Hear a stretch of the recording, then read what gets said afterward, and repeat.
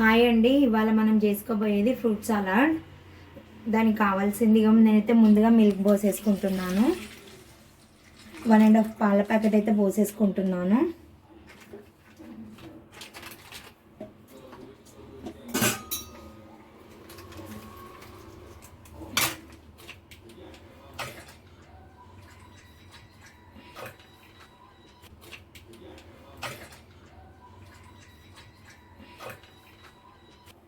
ఇప్పుడైతే మనం పాలైతే మరిగించుకోవాలండి.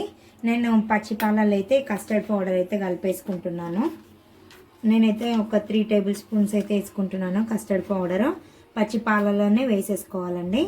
వేసేసుకొని గడ్డ లేకుండా కలుపుకోవాలి. ఇంత కూడా గడ్డ ఉండకూడదు.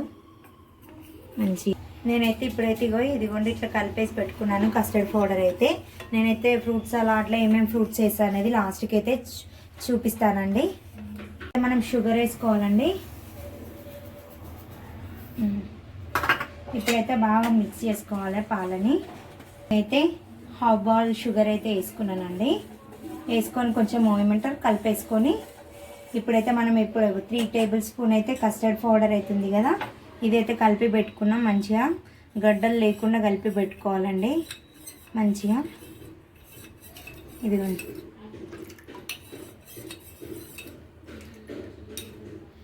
ఇదైతే ఈ పాలలో వేసేసుకోవాలా.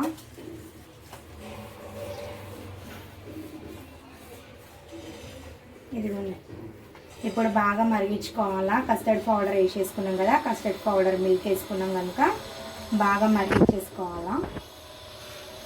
థిక్నెస్ వచ్చినాయండి.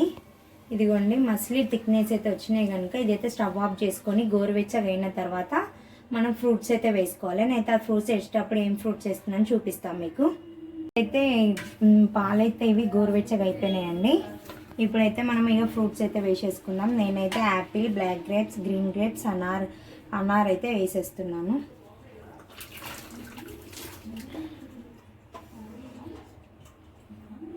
ఇదిగో ఎంతో టేస్టీ ఫ్రూట్ సలాడ్ రెడీ. మా ఛానల్ని సబ్స్క్రైబ్ చేసుకోండి, లైక్ చేయండి, కామెంట్ చేయండి, షేర్ చేయండి. Thank you.